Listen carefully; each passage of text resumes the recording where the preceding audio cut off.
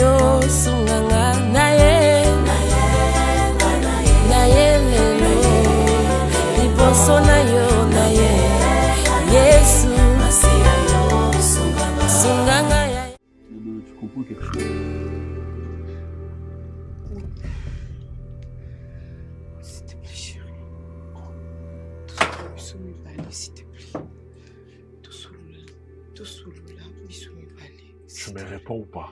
On parle bien de Flavien, moi, c'est ça? Fly? Je vais te répondre, mais tout seul. Vas-y, réponds-moi tout de suite, chérie. Devant mon grand frère. Yebisanga, yo na Flavien, bozala mwasi na mobali, oui ou non? Yo na Flavien, bokoma na ba niveau ya longola zemi, oui ou non? Yo ndengo zaboye, ba trompe na yo, bakata. Toi et moi, Toluka, moi na yo! Qu'est-ce que tu racontes? Oh! Non mais attends. Ah! Attends, non mais attendez, attendez d'abord s'il vous plaît. C'est quoi cette histoire, cette blague, c'est quoi ça? La Donna, c'est quoi le problème? Oui, je peux expliquer, oui, mais... Vas-y, explique d'abord. Pas là-bas. Vous avez eu une relation, n'est-ce pas? Pas là-bas. Vous étiez en couple, n'est-ce pas? Moi, je ne savais pas que c'est ton frère. Vous étiez en couple, n'est-ce pas? Oui, mais voilà. Je ne savais pas que c'est ton frère. N'est-ce pas? Azaki dortir place Nabana Kyokende, place maman à Memanga. Voilà. Voilà, mais moi je savais pas que c'est ton frère. C'est vrai. Oh, il m'a tout expliqué. Oh. Bokeno longola zemi ya suka et compliqué yo, ne sala ke ba kato ba trompe. Tu ne le sais pas, c'est vrai. Tu ne le sais pas, n'est-ce pas? Yo yeba makambo na ta. Mais longola ba zemi, vous allez mino mal ensemble, raison pour laquelle la première fois na même Flavien Anandaku, tu es restée silencieuse. Tu te rappelles une fois, Vanda Awa, yo Awa, Flavien Awa, yo Awa. Avanda Awa, Kimia. Elle n'arrivait pas à parler. Grâce, mais Namakababa trompe d'été. Papa Namakababa trompe d'été, oui. Naïbiki, Nakenda, déjà pas naïe. Alonga bazemi, oui. Mais Namakababa trompe d'été. N'est-ce que l'on s'en est Makamba Bongoté? J'étais sûre, n'est-ce que l'on s'en est Makamba Bongoté? Peut-être à cause de Makambo. Alors ma vérité, mon rêve, tout ça là. Tout ça, ma comme tout ça là, oui. Papa, jouer. Tout ça, ma comme tout ça là. Mais tout ce que dans ça, ma comme on m'a trop foutu, j'étais sûre. Dans ça la route. Calme-toi. Dans ça la route. Mais je savais pas que c'est votre frère, je savais pas. Écoute-moi. Je te dis la vérité. Je savais pas. C'est dans le passé. Écoute-moi.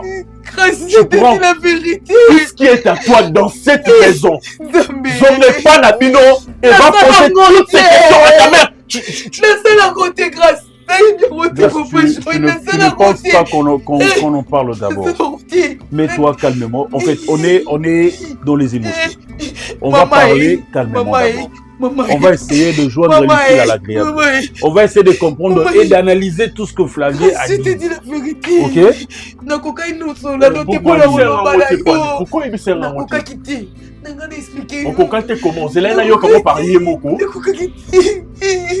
C'était quoi ton idée? Ce Flavien Zaya Moutouma, quand on sort le chantage, non, il a accepté ma kamnaïe. C'est ça? Même pas. Pourquoi tu... Pourquoi?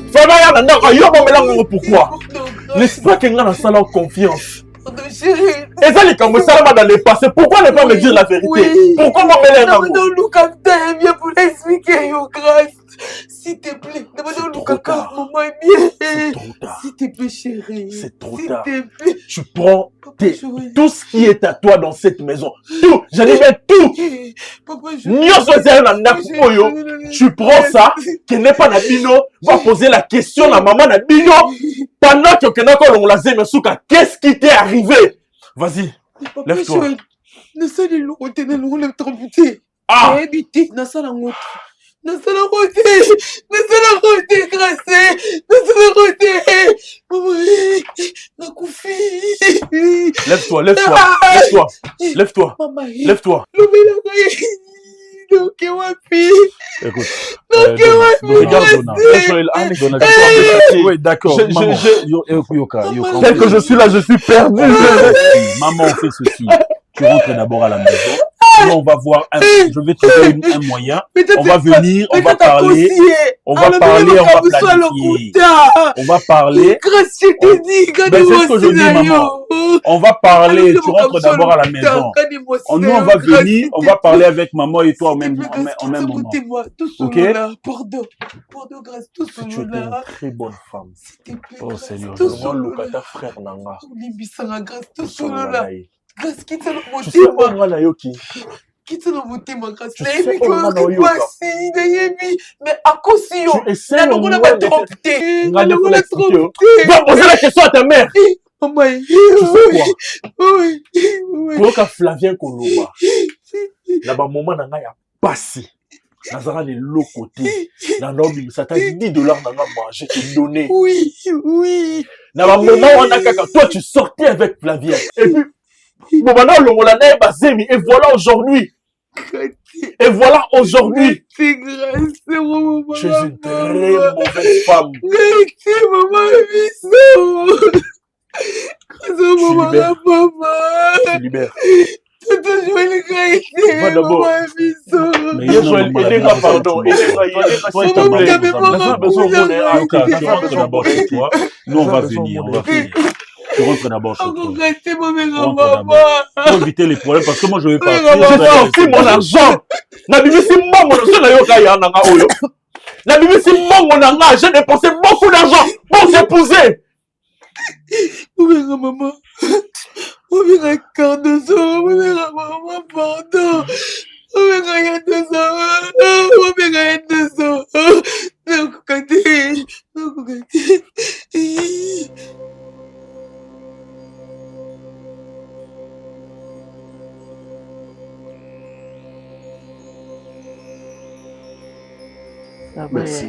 Merci madame de Ngoya Mibiso. Ça va. Mademoiselle. Ok, mademoiselle de Ngoya Mibiso, merci beaucoup. Nous sommes collés encore madame, c'est l'autre, collés déjà.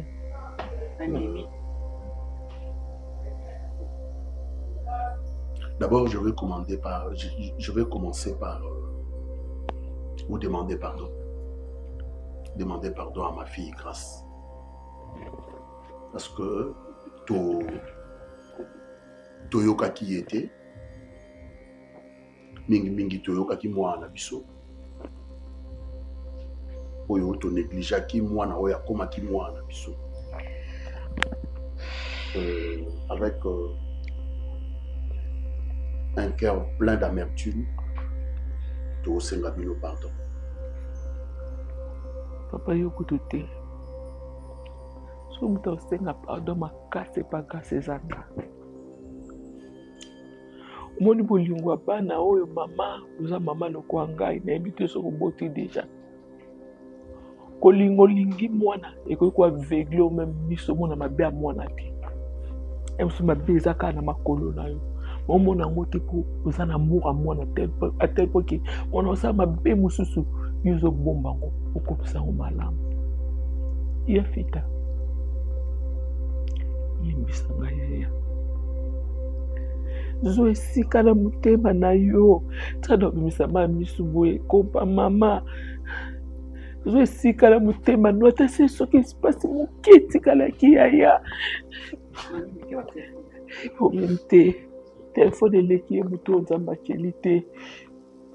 Limbisa ngai ya solo mwana ngo garde virginité na otina ajo yo komi nango. Vinyo yo. Aye kobebisa virginité na oliko baposa nzoto na ye. Nayebi te makambo susu tomona o mabe. Ya msu nzambe moko ayebi banzela lekaka. Pour msusu sa tomona réalité msusu mona mwana zo pa opesa parents mona ndako lokwa mwana malamu nzoka mwana mabe ya. Limbisanga. Les apparences sont souvent trompeuses. Eh papa. Mais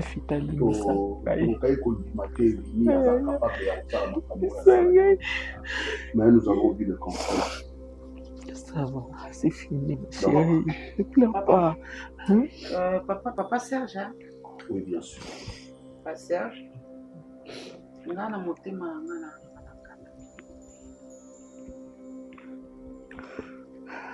Parce que on a vu après le voir la parole. ekomisanga motema makasi. Nayebi te soki kotikala orphelin to orpheline eza crime na mboka na biso.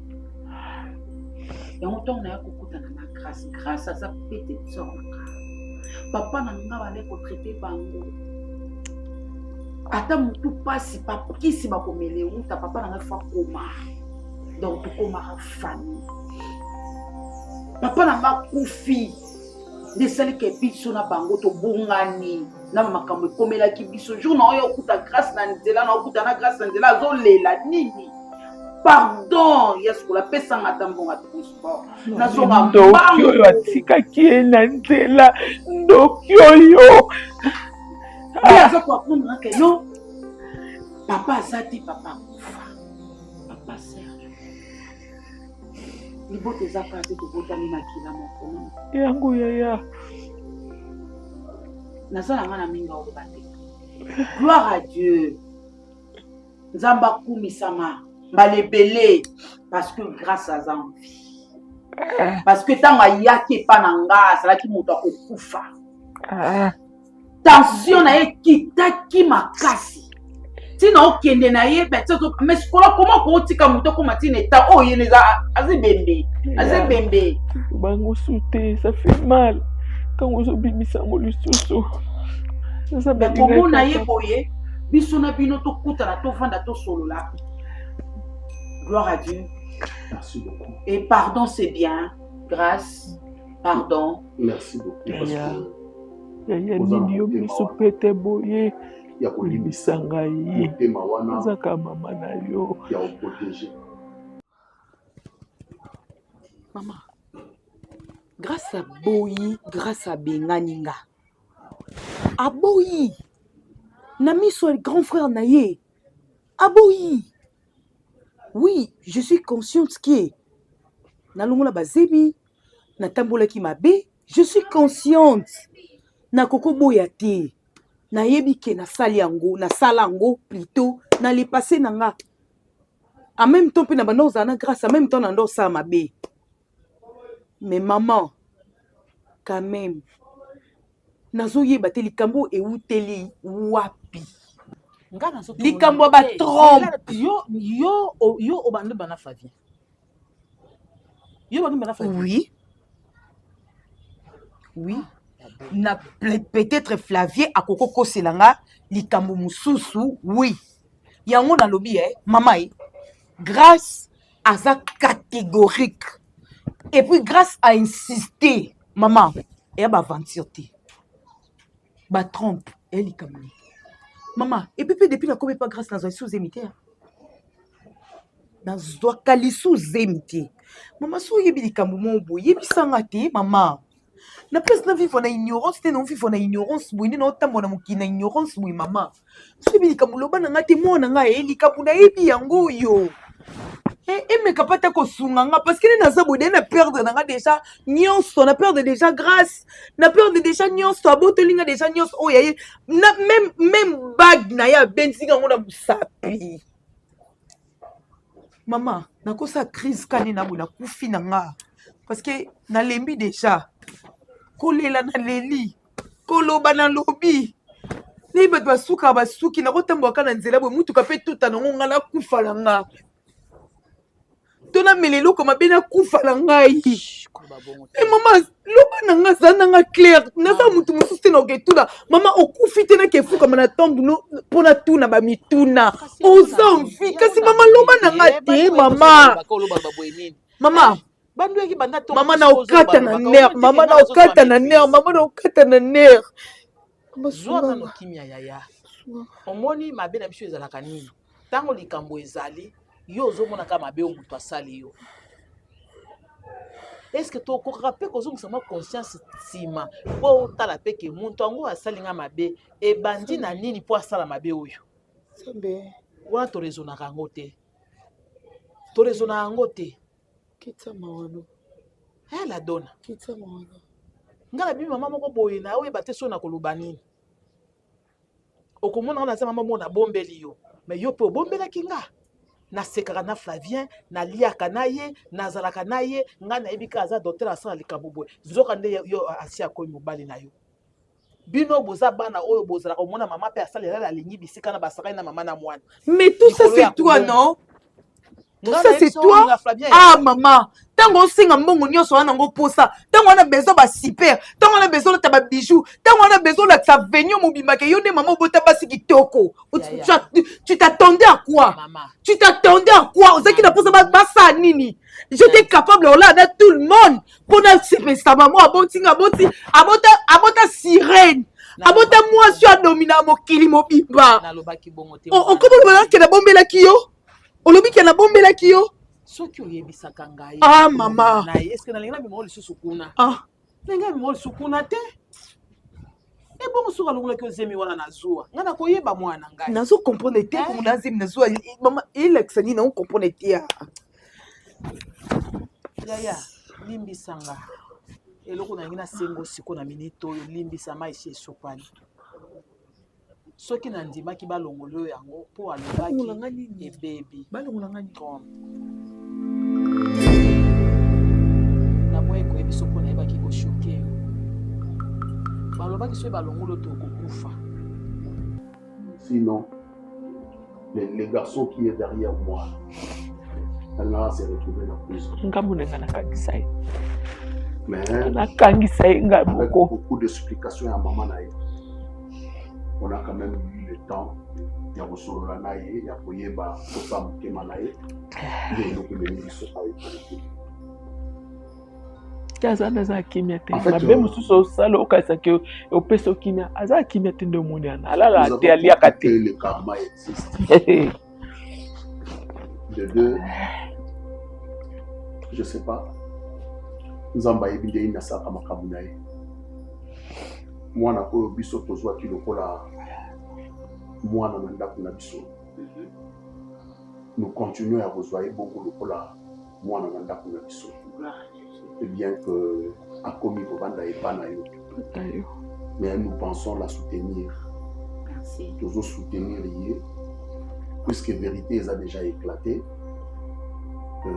Toujours soutenir lié. Abo sana makamunyo so edekaki. Ba remords nyonso yo a vivaki, ba injustice nyonso ya vivaki. Grâce oublie ça, tu connais combien je t'aime. Tu connais combien je te protège. Mais sinon nazaki pe naïf. Et na banda koye baté, c'est comme mbeli et son utawe kota biso na moko. Et la biso moko ekati biso. J'ai compris ça en retard. C'est pourquoi j'ai commencé par vous demander pardon. Non, ça va être accepté. Donc, déjà, pardon. Donc, on s'est pardon plusieurs fois. Merci beaucoup. Merci vraiment. D'accord. Fita. Je sais pas. Grâce, je crois que je t'avais promis quand j'étais venu voir Mama Scola. Je t'avais promis que je vais peser de tout mon poids pour que la situation auto-résoudrait. Et voilà ce que j'ai fait. J'ai parlé avec mes parents et tout. Donc, je demanderai à ce que, au trouver espace dans mon thème, que tu puisses me pardonner moi aussi. Parce que pardonner mes parents par rapport à la réaction, c'est bien bon, mais donc je voudrais à ce que tu trouves une place pour me pardonner.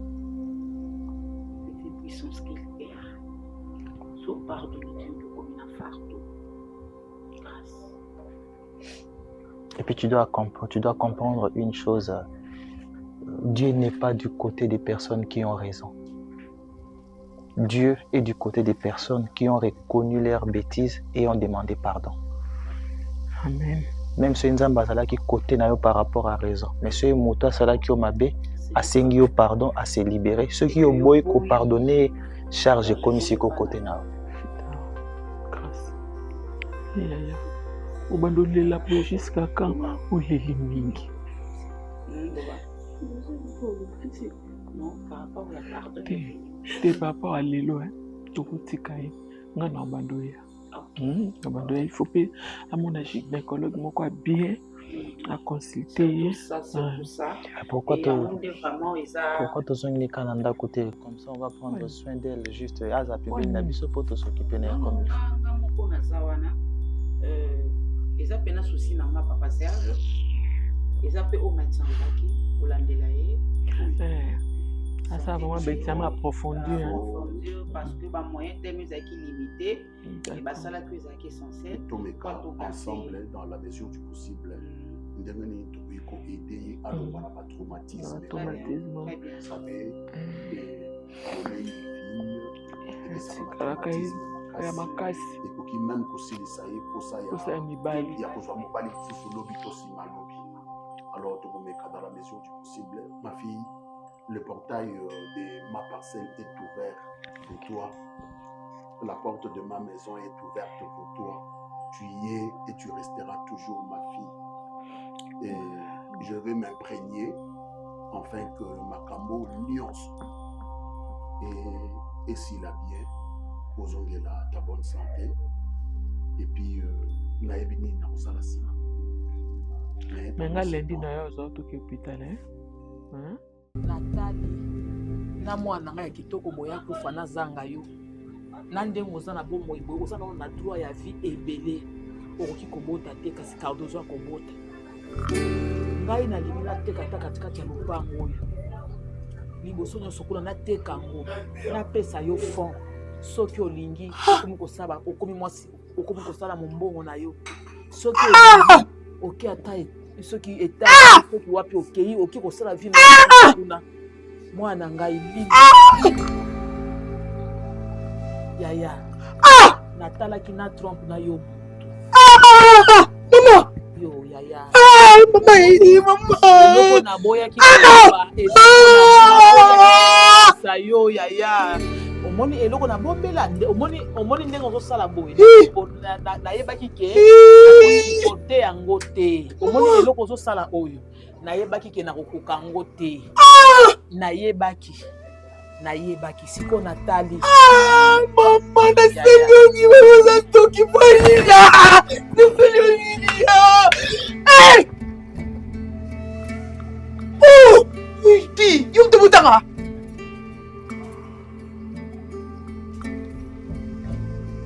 bozaka mibale nana banebele te nasalaki yango na eseko te docteur aye kotuna ngai alobi zemi ndenge ezalaki esi ebebisaki mpe na matronse nyonso nde atuni nga natali nga alobi soki ovandi nango okokufa mpo ndenge esi epoli nge bana opolisi oyo biloko alibomo ndambo nyonso esili nde nga nalobi mwana nga olia akufa balongola ta trompe eza mpe na basi ebele tozala na moi oyo babota te estce soki moto aboti te nde aza na droit ya vie te moto aboti te mpe aza na droit ya vie eza kaka likambo nzambe nde apesi ye mwana te aa na droit ya vie neti motu nyonso epui eza bato mosusu babota te me ase komportaka lokola mama aa na motema monene motema ya mawa motema ya kosunga lokola mwasi oyo abota kobota eza suka ya mokili te kobota soki moto aboti nzambe azwa lokumu oyo mpe aboti te nzambe azwa lokumu mwana nga naboyaki ozoka naboyaki ozwa attitude ozwi oyo nabombaki yango te mpo na esengo kaka nazwa eloko nabombela eloko moko boye te nayebaki okozoka naa na posa ozoka te nazalaki na posa ozoka te nalingaki fardo oyo namemango nga moko mpo nayebaki ke okozoka kozoka nao nde nalingaki yango te mwana ntuka na ngai eloko na koloba no neti sikoyo nangina yebisoka nalimbisanga luka esi kolimbisa mama nabota bino mibale kaka nabokola bino na pasi jour bazolongolo yango mama nalela natelema na hôpital naleli nasala oyo mabe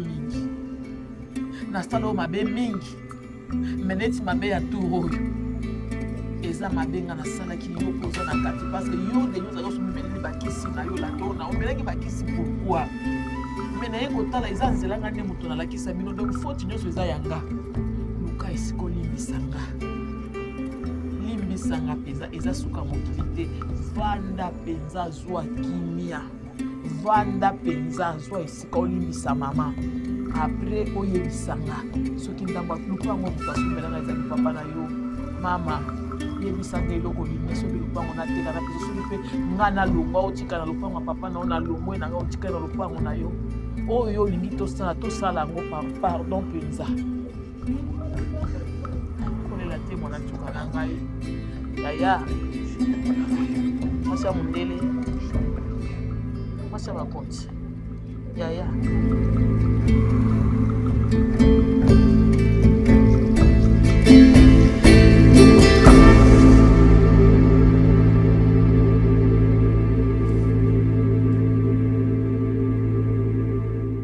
Moi, je te comprends. Je comprends que tu te renfermes. Je comprends. Par rapport à ce qui s'est passé, Montunio surtout na place na oyo capaz. Mais faut tes ayote, faut tes angate, faut tes la donate. Faut tes muto salara qui est conséquence et corriger que conseil. Puisque ce jour-là, je me souviens de te l'avoir dit. Je suis pas là pour te remettre encore le couteau dans la plaie. Je suis pas là pour ça. La seule chose que je suis venu te dire, c'est d'être fort. Tu es un homme, tu es un bagarreur, tu es un vaillant. Sois fort. Ce qui t'est arrivé, ça fait mal. Après tout ce que tu as dépensé pour cette fille, après le mariage de rêve que tu lui as offert, je ne dirais pas que c'est comme ça qu'elle t'a remercié. Je ne dirais pas ça parce que ça, c'était dans son passé, un passé qui était tellement sombre. Oh, mais tellement sombre. Tu es un homme, tu vas te relever. Tu es un homme, tu vas trouver une autre femme. Tu es un homme, tu vas te marier encore. Tu vas te remarier. Bien que cette fois-ci, je serai vraiment au four au moulin. Cette fois-ci, si tu t'es marié, bien sûr, je vais tout coordonner pour éviter à ce que dépassement des limites et salam. Mais que cela te serve de leçon. Que cela te serve de leçon. Je t'avais dit tantôt, je t'avais dit, c'est lui qui épouse une bonne femme sera heureux de toute sa vie. Mais si tu épouses une mauvaise femme, ta maison ne sera jamais bâtie. Jamais, jamais, jamais. Parce que la femme insensée détruit sa propre maison. Et puis après, on va se dire que non, voilà, tout le monde mérite une deuxième chance. Une deuxième chance, on ne refuse pas. Mais il y a un certain moment, le deuxième chance n'existe pas. Hein. À un certain moment, ça n'existe pas. Ça n'existe pas, en tout cas, ça n'existe pas. Peut-être qu'elle a eu des deuxièmes chances plusieurs fois au biseau évité. Peut-être. Et puis, c'est pas toi qui vas payer le pot cassé. Elle est partie, tant mieux. Donc, tel que nous sommes là, on doit maintenant regarder vers l'avant. Elle est partie, elle est partie. Tu l'as aimée, ça je le sais. Tu m'as dit à plusieurs reprises que tu l'aimes. Ça, je le sais. Ça, je le sais. Mais bon, qu'est-ce qu'on va faire? Tu vas pas te suicider quand même. Tu vas pas mourir. Tu vas pas te tremper dans l'alcool. Tu vas pas prendre la drogue parce qu'elle est partie. Et grâce, je suis là. Je suis à tes côtés, je vais t'aider. Je vais t'épouler. Je te laisse pas. Je te laisse pas. Je te laisse pas. Je te laisse pas. Moi, je te laisse pas. Je suis là pour toi. Je suis ton sang. Elle peut te tourner le dos, moi je le ferai pas. Bonheur n'a eu à bonheur nanga, malheur n'a eu à malheur nanga. Rien qu'à l'idée que tu vas pas bien, moi ça me tue en fait, ça me coupe le rein. Ça me tue, je te jure. Sois fort, tu vas trouver une autre femme qui sera mieux que elle. Tu vas trouver une autre femme qui va te donner des enfants. Dieu merci pour nous. Voilà. Qu'il n'y ait pas possibilité de nous donner un enfant. Sinon, s'il y avait déjà un enfant en cours, ou soit s'il y avait un enfant, elle avait déjà mis au monde un enfant. Et de l'autre côté, elle a fait un enfant avec Fabien, par exemple. Donc, il y aura une femme qui a 2 enfants, mon copain d'éco et mon copain d'éco. Imagine un peu l'abomination. Sois fort, papa, sois fort. On va changer de mood. je prends pour toi un billet et puis on va quelque part pour se défouler un tout petit peu. Tu veux qu'on aille où? Nulle part. Non, non. Tu viens avec moi. C'est pas une question c'est pas une question que je te pose. C'est un ordre que je te donne. Tu viens avec moi quelque part. Je sais pas trop. Je préfère l'île Bali. Tu viens, on fait île Bali. Là-bas, il y a une très très bonne vue. Et je sais pas trop. On va changer la gastronomie, on va changer la nature, on va changer ce qu'on voit, on va changer d'air. Peut-être que tu pourras aussi trouver quelqu'un qui peut être très bon là-bas. Là. Je prends des billets pour toi et moi, ok? Ah, Seigneur. Merci. Je me rappelle, il faut prédire ma cam. En fait, il y a les lois, il y a une prophétesse. Il y a vraiment prophétesse qui a vu parce que dans le bas, tu as même kit et puis dans le même endroit, tu as le pont à Misso Oyo. Tu as Zemi Oyo bandi ko menacé na bakisi ezoboya kolonga basala yango curtage te. Mbana musu bazalaka tetu, mbana musu bakeno ngai LON ngana wena mokili. Ceux qui maman ont résisté, ont insisté à kolongola Zemi. Ezalaka soit au kufana ye elongo. Tous ceux qui ont tkali vivante a okene lo no moko mutuya ezalaka ba trompe matrice. Maman n'a tika la kaipave. Na lobaka lisusu do na tam susu mwa noka moko ya vie wana. Ngana na source. Ili munengeza source e balisika batoka abana. Mama bana iko longola tima bota bishi mibali. Njoka Saint-Esprit kota ekati na ngai e bano bano kebisa leki na yo. Mama Rosa na ebite na bego kombo nini yo na benga o Mother nabenga yo nabenga komoni napeso komoni na mokili oyo epeso lokumu mama bebi non zemo fo elongo bia suka eloko suka kandi bakangela honte. Bon na olbate ko ezali na kati ya ignorance parce que moi je vais essayer de te prévenir nabenga onka idée aussi mais le pire dans tout ça les amis que ta propre maman Donna maman oyo avandi ça 9 mois na lubumu et 5 jours à Botio 3 kg 800 mwana mulai abetaka tolo dona zaka mulai c'est mwana nyoko la ngeza dona pour après 9 mois na kota na 5 jours na hôpital na kokema mwana te a garder secret ma crassi elle a décidé à ta place. Pour na état aux état critique au kolobate au se défendre to ko décision te mais elle a pris cette décision ya bakata yo ba trompe azala qui informé que moi nanga oyo ba okata ba to atikala ko bota lisusu te mais pas sa cupidité le koso mbongo na ye na le koso mbongo abi non bakate ka ba trompe ngo le que moi nanga kufa parce que ce moi nanga kufa marchandise que il faut que mais si bakati ba trompe réserve ko tout bien maman sika ngana lo ba s'il te plaît sika ngana lo ba si bakati ba trompe aux vivant à continuer toujours ça musala dona bakati ba trompe ngayo kaka Cardozo ya zoba na ya kokuta bino le lisola grâce ya $200 na kuta bino le lisola grâce ya $200 maman ndimi enfin au bala c'était trop rapide mutoyo alinga to bala te po to ba marchandise na ye mutoyo alinga to za na bazemi te to ba zemi te po to ba zemi on est carré koufi et 10 jours au lendemain pour un 200 francs. Andima abino aya kubala yo bokende na yebi ki na continue toujours kozwa na yebi ça c'est un piège à piéger yo na mona ki ngo suspect na pesa que au lycée ça va na kendeti ya balobaka na mama bongo na pesa que au lycée c'est donc faites attention muto boyo kana raté bo sona hernie surtout o yebi ben intention ma bien à la rencontre yo ce qui dit jour au lendemain on dit qu'on le bisa o keba o ba ko ba mona tout la dikulu tala Gini talave? Batulwa na mama bongo te. Gini wana confiance avec la maman nge. grâce à la terre. Nous avons mis ça à ma cambone.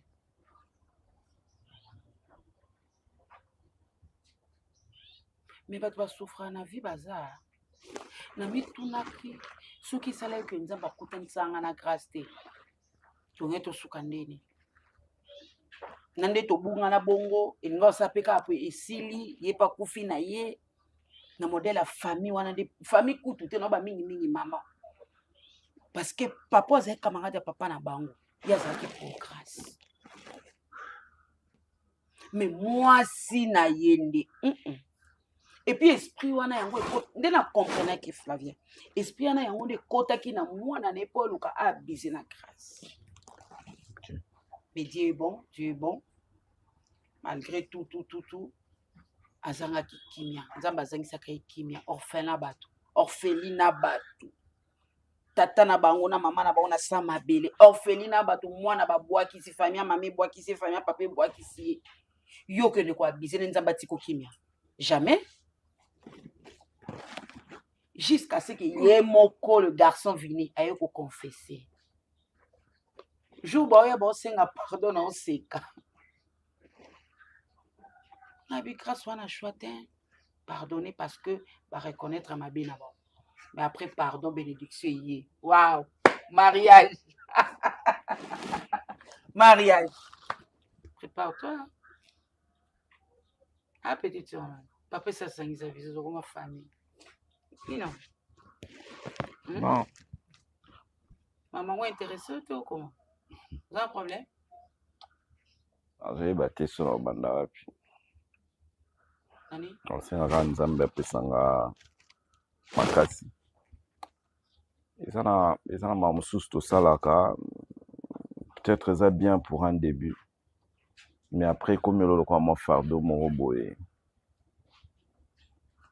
J'ai l'impression qu'il y a ta poids à marambo bilé à vie sur ngai. Au nom de Jésus. Retourne na comme qu'on réaliser ma mususu peut-être nazaki je peux me dire nazaki moi maye l'été à koyokayo par tétutesse mais comme il ko peser makasi en tout cas makasi ya skola na mutu na ngai la kenai lisusu na kena otala grâce Luzolo. OK. Bonnier. Très bien.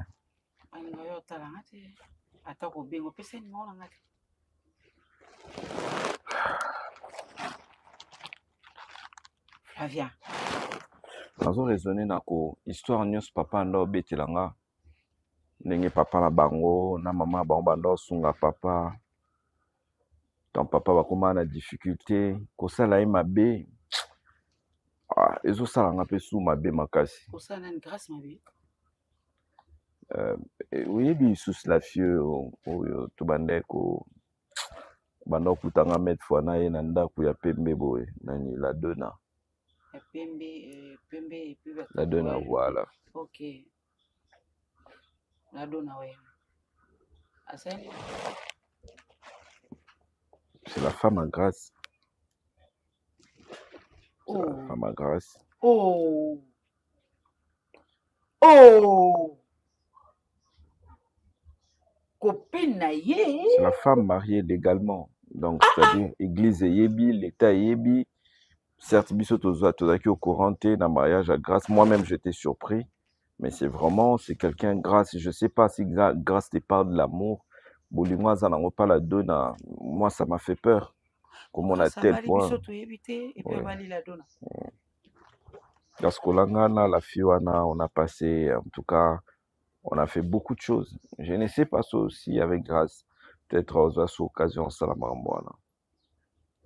On a évité le nombre de fois où on a eu na longoli bazemi ya batu bandoya nango na oyo nga moko pe na tchaki. C'est beaucoup. Gemona. Tika na moninga za maman. Biente. Maman. Maman. Moi si j'étais à ta place, hein. Tala. Kama nwako, yapi unganzi Moninga zo yoka. Mama mtanga bi makazi kwa nini? Maman, aucune autre décision. Bakata moi non ma trompe. Et au-delà de Nyonso, au-delà de tout. Les sous, maman, on peut se chirocher tout ça. Elle a monté le bras et la nana. Au-delà de Nyonso. Maman, avant de me le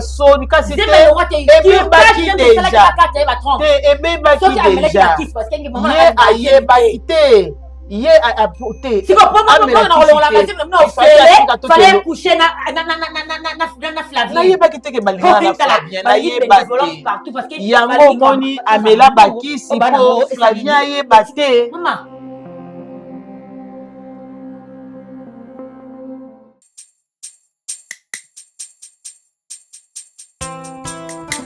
Oh papa, la parole déclare, venez à moi, tout ce qui est fatigué et chargé, et je vous donnerai du repos. C'est toi qui es le vrai repos. Nangona ye painayo, wete konganga, kolongola bazemi bakisi sana litomba te. Merci Seigneur. Merci.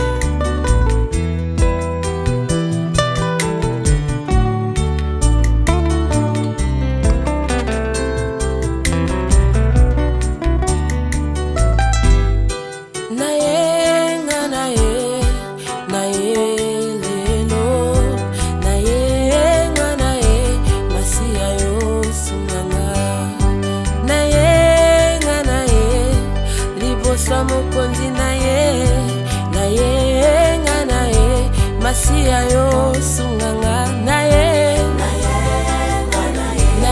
lelo liboso na yo naye Yesu masia yo sunganga ya yananga nakomi na suka liboso na yo naye Yesu masia yo sunganga na bapasi pe minyoko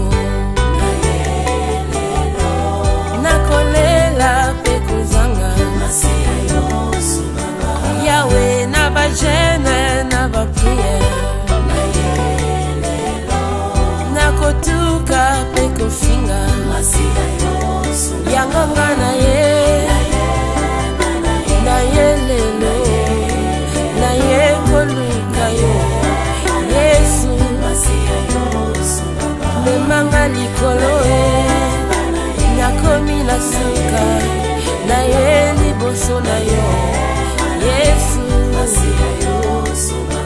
ataba ngomba eleki makasi moko daka epai na Yesu atikala lolenga yaki kobanga te tya eleki ya ekosimba ata bazoseka yo. Alleluya. olobi nabanga te o nayepa na yo mosungi na nga Yahweh ata nakomi na suka Yahweh